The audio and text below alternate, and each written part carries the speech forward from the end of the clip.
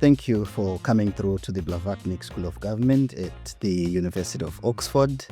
We truly appreciate that you are here with us. And I'm Takudzwa, Ngadziore from Zimbabwe. And I think for us to begin, you can just give us your name and just tell us about what is TrustAfrica and slightly tap into what is Pan-African philanthropy. Thanks, Taku. Good to be speaking to you. Good to be speaking to you, Lorna. My name is Briggs Bomba. I serve as the Director of Programs at TrustAfrica. We are a Pan-African foundation that is turning 20 years this year. And we were set up to strengthen African agency in solving the continent's most pressing challenges.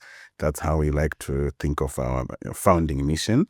And the premise is simple. Our premise is that Africans must be at the center of, defining what problems matter and how we should go about solving them. And African resources must be at the center of solving African developmental challenges. That's how the Pan-African philanthropy aspect comes in. From where we stand, philanthropy is not just about financial capital, but it's about various forms of capital. It's about time. It's about talent. It's about social networks. It's about treasure as well. And we don't look at philanthropy as something that is imposed from the global north or something that we are emulating the global north on. We see philanthropy as a practice that is deeply embedded in our own African cultures and traditions. The tradition of giving is thoroughly embedded in African cultures. And as I alluded to earlier, it's not just giving of money. People give of their time. People show up to support, during the moment of a birth. People show up, for burials. People show up in various ways. And it's at the core of what has been called Ubuntu. I am because you are, or our collective humanity. So that giving is really what we are building. The whole ecosystem and our whole thinking about philanthropy is, really building from that African foundation. And I think that's what makes us unique or distinct from other forms of approaching philanthropy. If you allow me, I can, go a little bit further and say, in the global north, it's, you have a tradition where normally people make money first, then they give. So that's why big names are your Rockefellers, your Carnegies, your Ford, the people who really made big money, then they give. So it's that kind of institutionalized, hierarchical, top-down philanthropy. Whereas the foundation we are building on is the embedded, horizontal, lateral, mutuality, solidarity, community level philanthropy. I like that you mentioned the cultural aspect of philanthropy in African context. And I'm curious as to what do you think is, or how do you think these cultural realities that we have with philanthropy, how do you think it engages with like the political economy of philanthropy? Because obviously when you follow the money, you're following priorities of governments in a way. And sometimes philanthropy is like a standalone institution separate from government. Sometimes it works hand in glove with government.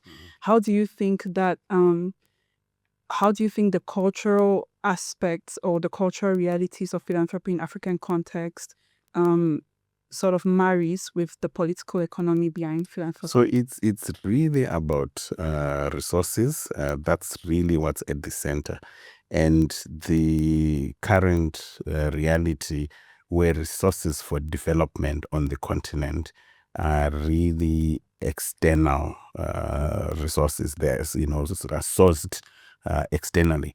So there's a big talk about, aid, development aid all the time. How much is Europe giving to Africa? How much is the US giving to Africa? How much is China giving to Africa?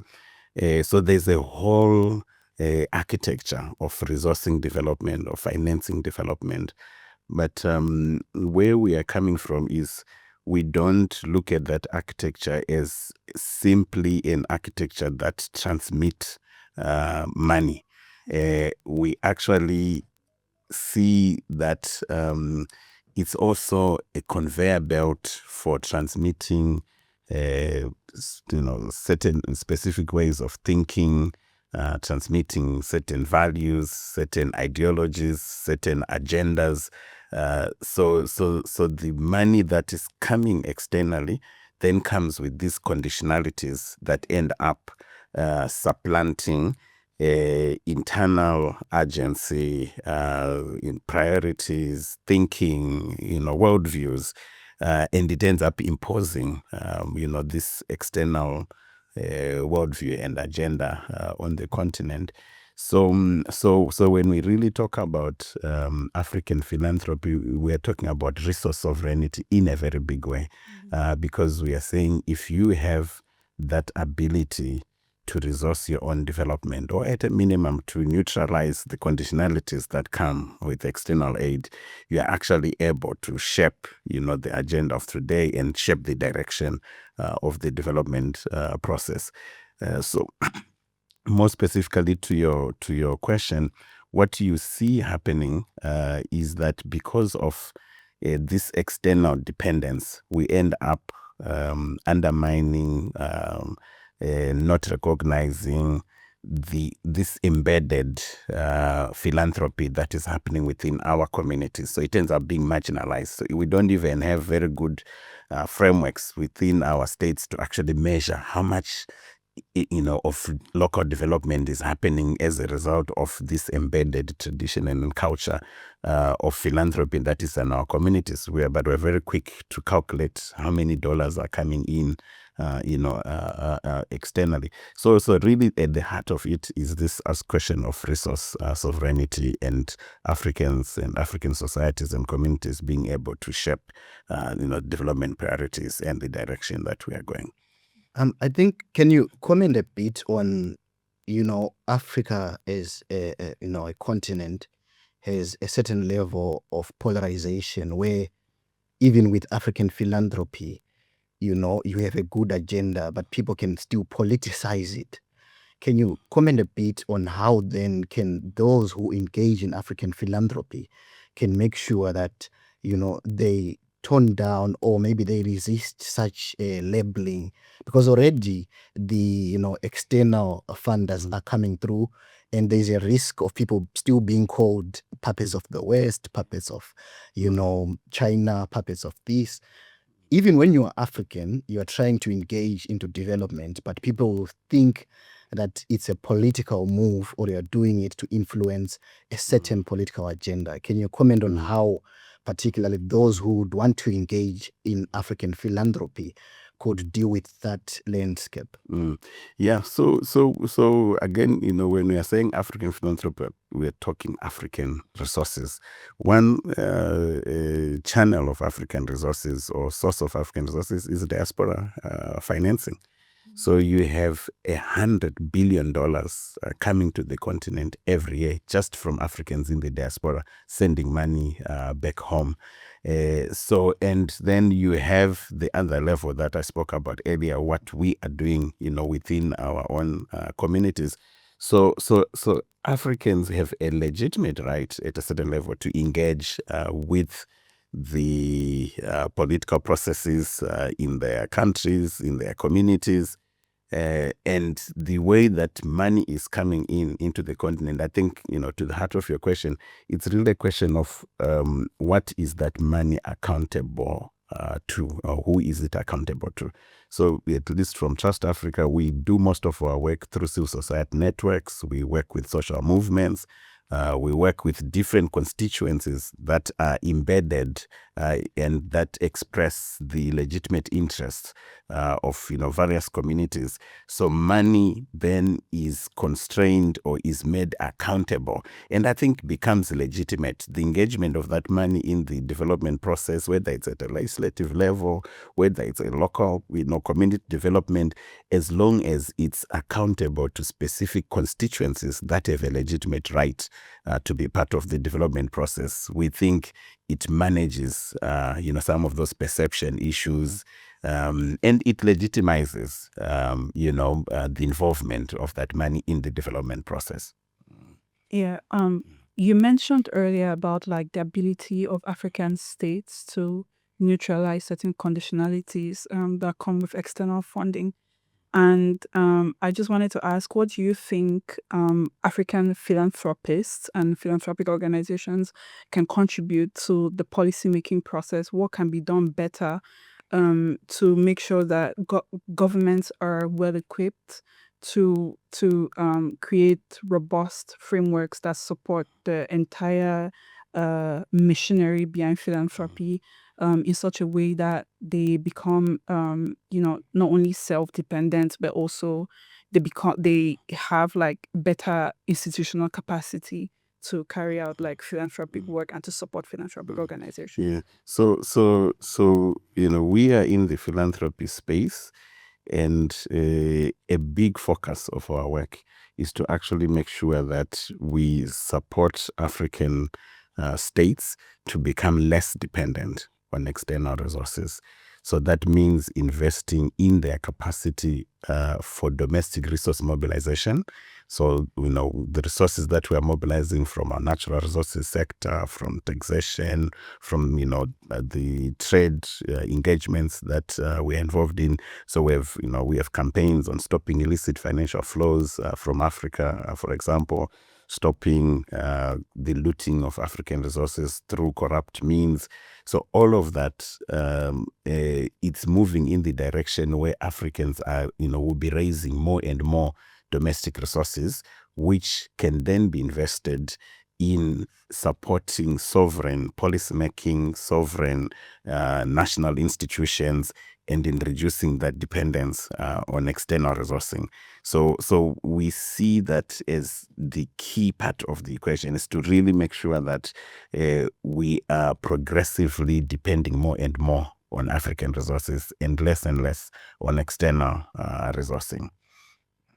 Because it seems to me that in one of the modules that we learn here at the University of Oxford, the politics of policymaking, the post-colonial era of Africa has left it with a muscle in terms of the extractive capacity of the state, and it has failed to then turn that money that it acquires through revenue, through taxation, to deliver on simple things. So my question then becomes, how can, you mentioned about it, African philanthropy can then hold to account the government, but can you mention, in deeper terms, what you mean by holding to account? Because one would say money is already there. Africa has minerals, Africa has resources, Africa has all it takes to be independent. But the problem that we have is particularly the colossal gap between public opinion and public policy. And that's where the question of leadership comes through. So if you can comment about that, how you can engage into the deeper conversation of trying to make resources work for the people, resources that are already being, attained by government, extracted by the state. So it's at many levels. The continent loses upwards of $100 billion through illicit financial flows. If you look at the Sustainable Development Goals, the reason why African countries are not meeting the goals, whether it's on education, public health, is what's called a financing gap. So you see that most African countries report a huge gap in terms of the available resources and what's needed for us to deliver public health for all, good infrastructure for all. So the reality is actually that yes, we have massive potential to mobilize adequate resources, but that's not what's currently happening. We are currently losing in every trade transaction that we're doing because the prices are being set somewhere else. We don't have that control of our commodity prices on the continent, but most of our commodities are exported just as primary commodities. So you make far less because you're then going to go back and now buy products that have been value added, beneficiated. So you're now spending 3 times, 4 times, 5 times more buying back something that you sold for a very basic amount. Then if you look at just the debt architecture, African countries are strangled by debt, and we are spending a lot more servicing legacy debts than we can direct towards infrastructure, towards health, towards education, towards the basic, even towards strengthening our governance processes. I've mentioned the issue of illicit financial flows. So these leakages that are happening leave the African state very much incapacitated and not able to fully deliver. So we then see the investment in strengthening domestic resource mobilization is actually quite key to enhancing the capacity of the African state. So yes, there are issues. I mean, if you look at illicit financial flows, less than the majority of illicit financial flows is actually coming from trade-related practices, so international trade-related practices, multinational corporations coming into the African context, not paying what they should be paying in terms of taxes, some operating for decades without paying anything. And there's these very sophisticated structures that you can create at a global level now that erode the taxable base. So you won't report any profit, and then African countries are not getting anything at the end of the day. The component of illicit financial flows that actually comes from corruption on the African continent is less than 5% if you look at the data that is there. So it's very important, I think, for us to really unpack this, move from the potential that we have in terms of resources to then the reality of what's actually happening, where the continent is constantly losing more through these illicit flows than it's getting in foreign direct investments, and than it's getting in aid. And that's why we keep circling around how do we ensure that the African state is well resourced to then be able to invest in this. So I think you give a clear narration of what's happening in terms of the illicit financial flows. I would wonder if you can go just a bit in terms of how then African philanthropy can support the emergence of leadership that realizes these issues, because they are so important. But then that vacuum of leadership is what has affected Africa to get where we are now. Yes. So we invest as TrustAfrica and the broader African philanthropy community in engaging policymakers, legislators around these issues. So we're, for example, part of the founding of the, it's called UPNIFT, which is the African Parliamentary Network on Illicit Financial Flows and Taxation. And this is a network where members of parliament from across the continent sit and then engage to understand these issues, because they are also not very obvious. You really need to fully unpack them. Even people in the media need to spend time to really understand the dynamics of what's happening. So we invest in engaging legislators to really understand these issues, but not just understand them, but to then take legislation back to their countries, and then also collaborate, to create certain continental frameworks that can help with the responses. But we also, we don't see philanthropy as something that is or should be parallel to the state. We actually see philanthropy as playing a complementary role to the state. So we invest in strengthening African institutions, critical African institutions, whether it's at the judiciary level, whether it's knowledge institutions that then feed into social policy in the country. And we really think that it's important to build that knowledge base that can then inform, again, sovereign policy making in our countries. So you would notice that one of the things that Trust Africa is known for is to convene these agenda setting conversations that bring policymakers, it brings African leaders, it brings civil society, it brings think tanks to engage in these issues and then contribute towards the development of, we call it responsible and accountable leadership. Okay.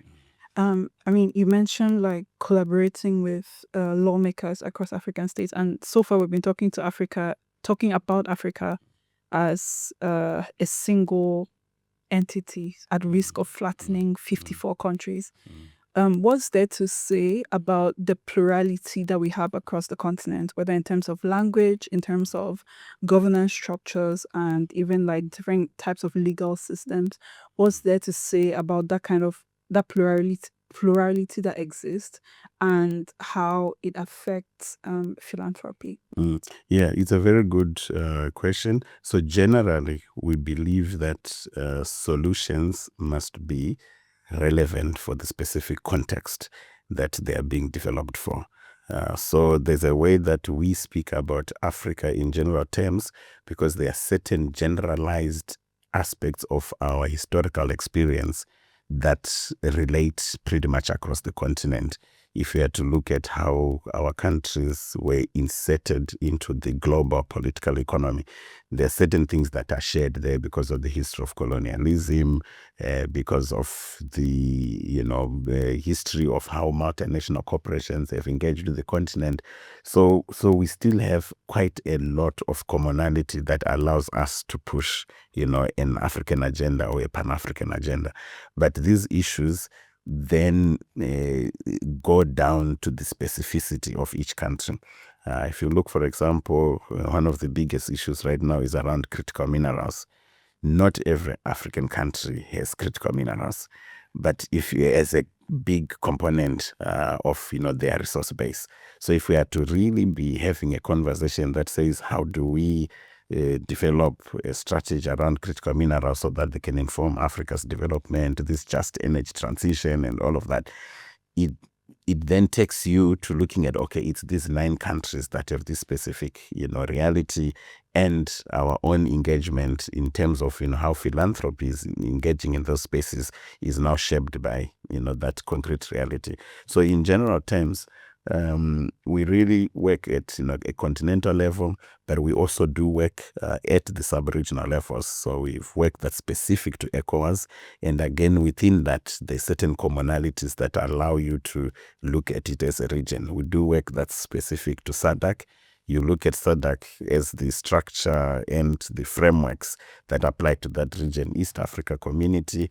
And from the region, you can go even further down. I mean, we are as diverse as, as it comes. And we actually, try and caution, especially international development partners who sometimes then come with that one size fit all without being informed by what's on the ground. And I think the last thing I'll say there is that for us, it goes back to our founding commitment, which was to say, those who are closest to problems should be at the center of defining the solution. And you can take that all the way to the most local community that is affected by an issue. Just to follow up on that, I like mentioning local communities kind of just like feeds into what I'm about to ask. We've spoken about this, especially mostly like on a governance level, engagement with government and judiciary and things like that. But what does this mean for the average African citizen just walking on the streets and going about their day-to-day business, the average farmer, the average fisherman? What is the contribution that first they give to this kind of system of funding where is by us for us, and how does this type of funding structure affect the lay African? So it means everything, because at the end of the day, all our work is really looking at how do we deliver, how do African states deliver better lives for their citizens in terms of education, infrastructure, healthcare. So it means everything to the common person walking on the street. And to start with, if you look at the way that we are approaching philanthropy, where we are saying actually everyone is a philanthropist, every African is a philanthropist, because you're the one showing up for your neighbor, you're the one showing up for your community, so you are already giving. So from where we are coming from, we are then saying, how do we have this level of philanthropy actually recognized and in a way structured so that it becomes more strategic? It can now be, more strategically deployed so that it's not just individual, it's not atomized and individualized, but there's some very serious strategic intent to it. And you can look at that from a local community in your village, but you can also look at it from the $100 billion that I spoke about earlier from the diaspora. Right now, most of it is again atomized. So you are just taking your money, giving to your, aunt, your niece, your nephew, but it's very atomized. But that $100 billion can be organized into something that is strategic. It's pooled. You have the phenomenon now of diaspora bonds, or it's organized in a way that can tackle strategic priorities, for the different communities.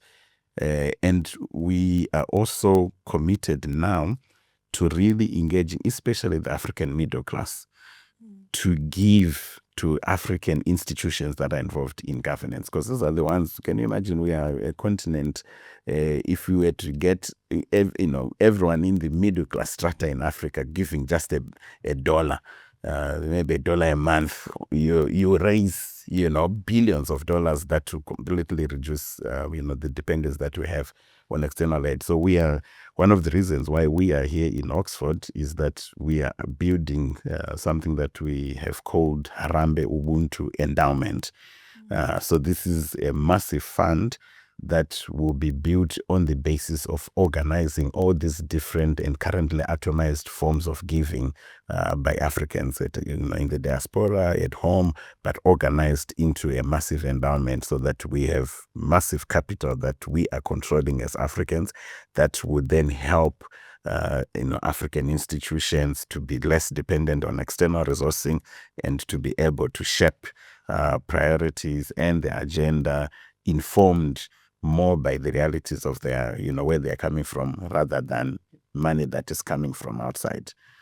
Can you dig deep into that particular initiative to give us a clear picture in terms of, yes, it's being, in Oxford we are going to have an activity. What other activities can Africans look up to, and also where can they engage with them, particularly because this can be good talk, but then people want to know where exactly can we engage with such powerful narratives that can build the mother continent.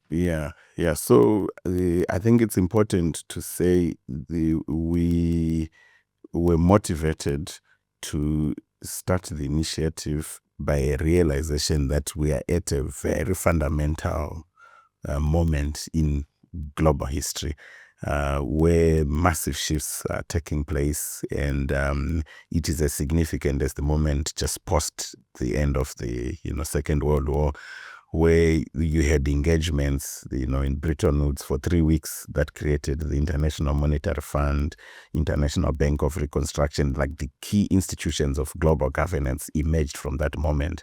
If you look at the breakdown that has happened in terms of global governance currently and the exhaustion that has taken place in terms of the institutions that were defining the global order as we have known it now, it means we're in a moment where it's not just breakdown, but it's also reconstruction, where a lot of thinking, is taking place in terms of what do we then need, for the journey ahead. So we're looking at this fund as seeding a new form of philanthropy that can handle the resource issues, dynamics that we were discussing earlier on, specifically in terms of building massive capital that is available and controlled by Africans, but also that is deployed in better ways. So it's deployed thinking about more long term. It's deployed in ways that do not impose restrictions. It's deployed in transformative ways. We call it, Harambe Ubuntu Pan-African and feminist philanthropies. So it's also anchored in a Pan-African vision. It's anchored in feminist values.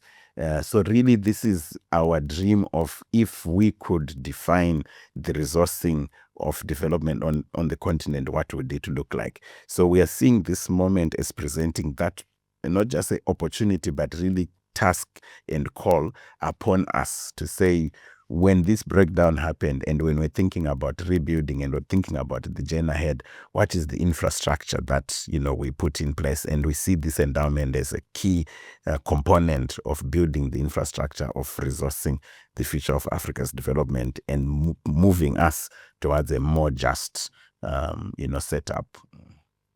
So in this changing world order that we find ourselves in now, what are some unlikely coalitions that you can identify in the resource mobilization process for African development? What are some maybe institutions, persons, or group of persons that are ordinarily not factored in the resource mobilization process that you think can come in and make like a very significant impact, especially as the world order is changing now?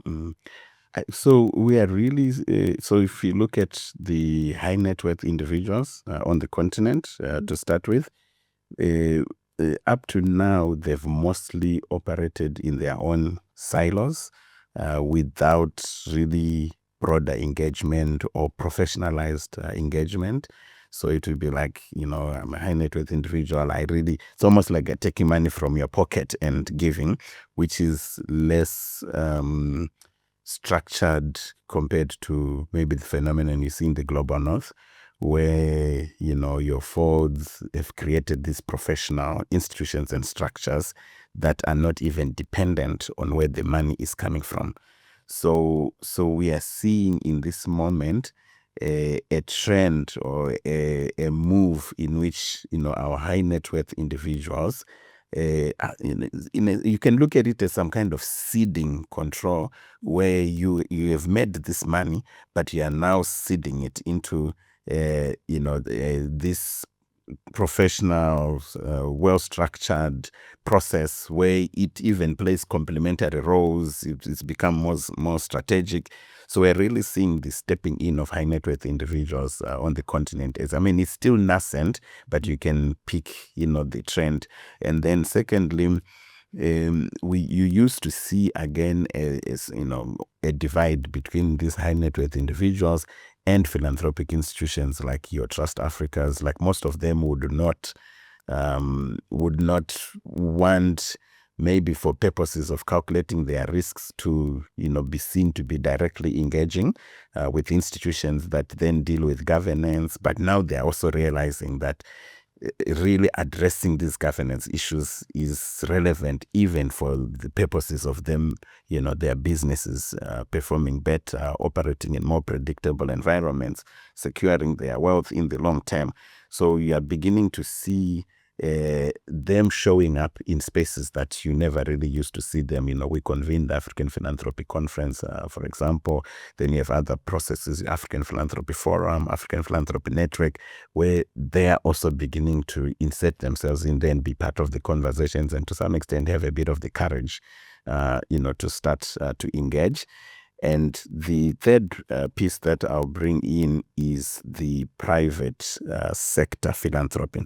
So if you look at, if you're in Kenya, Safaricom Foundation, your Visa Foundation, like private institutions, really not going beyond what used to be known as just corporate social responsibility, where you show up, you paint a school or paint a wall, to actually committing significant resources to creating foundations that then become part of the philanthropy equation. So the private sector showing up in a significant way.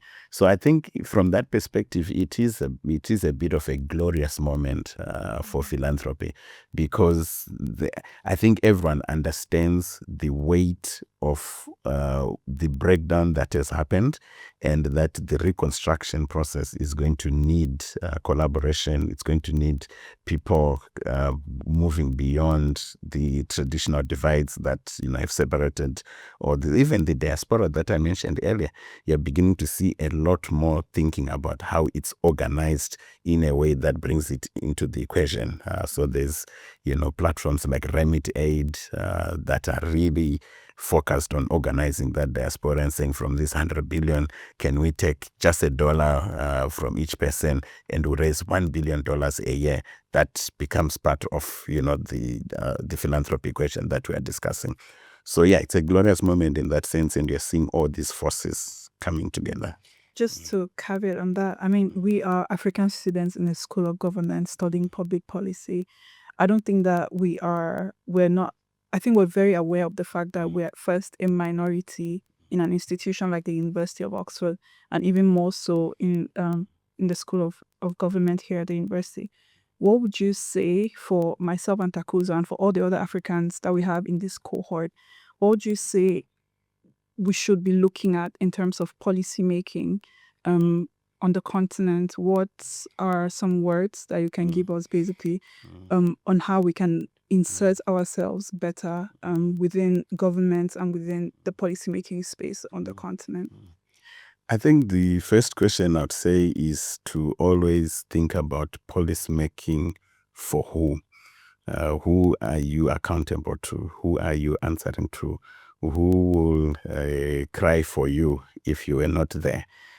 So that really takes us to the constituencies back home that are looking up to you to say you went to eat big book in Oxford, and when you come back home, they've got very practical, concrete challenges that they believe with the knowledge you're acquiring here, you will be able to solve. So I think maintaining that connection to be able to continuously understand what are the pinch points, what are the pain points, what are the problems that people in your community consider important.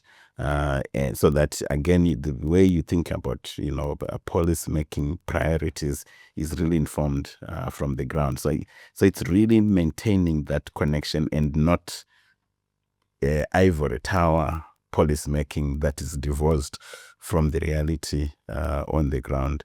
And I think the second piece is still related to that, is we are seeing a reality again, as I said earlier, where the aid architecture, financial architecture, global financial architecture is not just a conduit for money, but it's also a conduit to drive certain policies.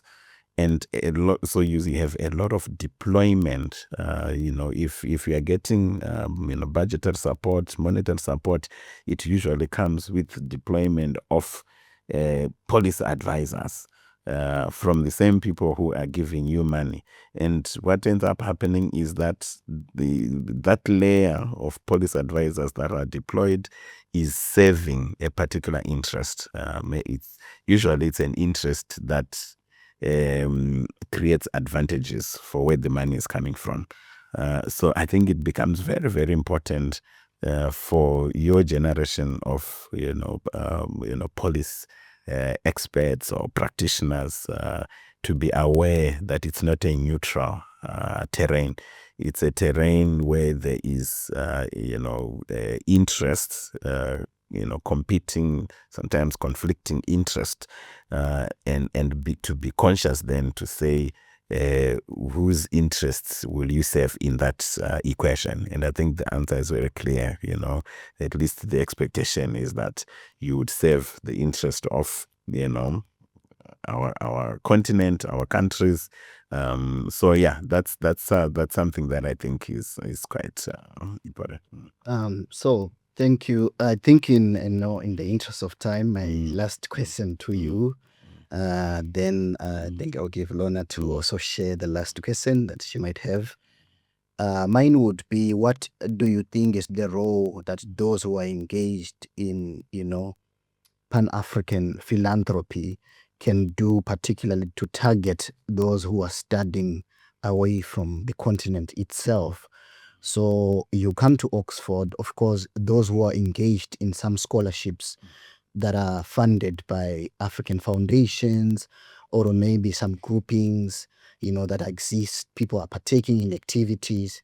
But it seems to me that, those who are into African philanthropy can do much in terms of, organizing. I don't know what you think exactly can be done, not only by Trust Africa, but by organizations that are really interested into having these people, that resource of those who have learned outside of Africa, to come back and contribute in Africa, and beyond that, to materialize through bridging the policy, gap. I think you've brought a very important word there when you say organize. I think that's where we need to start from. We need to have an organized engagement that is sustained between people like yourselves who are here, who are studying in these institutions, and institutions like ourselves, Trust Africa, many institutions that are in the African philanthropy space, so that you, even as you are doing your studies, some of the issues that you focus on in your research are already informed by the concrete things that we are grappling with in terms of really trying to move the ball forward in terms of Africa's development. I think it will be, we will lose a lot if you come and you get into a tunnel of studying for 2 years, 3 years, or longer, and then afterwards you start to look around to say, oh, so who can I connect to? So for us, the different platforms that I've mentioned, the African Philanthropy Conference, we are already making an effort to make sure that we already invite people who are interested in African philanthropy, students, to be a part of it. In fact, if you look at the structure of the African Philanthropy Conference, it's a 5 days conference. The first 2 days, we call it academic conference. We put out a call of papers. We get hundreds of papers, abstract submissions from students in universities, mostly at a PhD level, but some even, master's level. And we select, papers from there. And then we spend 2 days with, the students and the professors, and really engaging at an academic level to contribute towards building the knowledge base that then informs the 3 days that then follow of what we call practitioners now coming in. So that link between the students who are in these spaces and the institutions and the forums that we are creating needs to be sustained. And I think from our end, we are quite open to engaging. We bring in people to be involved even in our different programs as fellows, as interns, and I think it's very important to sustain that connection so that you are not separating the study time and then now connecting to the reality of the issues that are on the ground. Yeah, I think this conversation has been great, and we've spoken a lot about organization and connections. And what do you think is what do you think is the role of technology in all of this? Whether applied, or just like the governance of technology as well, in making the work easier. Where do you think technology can practically just shorten maybe some of the processes that would otherwise take a longer amount of time? And what are some practical steps that we can actually take towards implementing maybe these technological solutions towards the problem? Oh, you saved the biggest one for last. It's our sense is that there is a technology revolution happening right under our feet, and it's changing everything. It's changing, the availability of information to start with. If you just see what's happening with AI, what used to take us months to do in terms of going to find this book, that book, that book.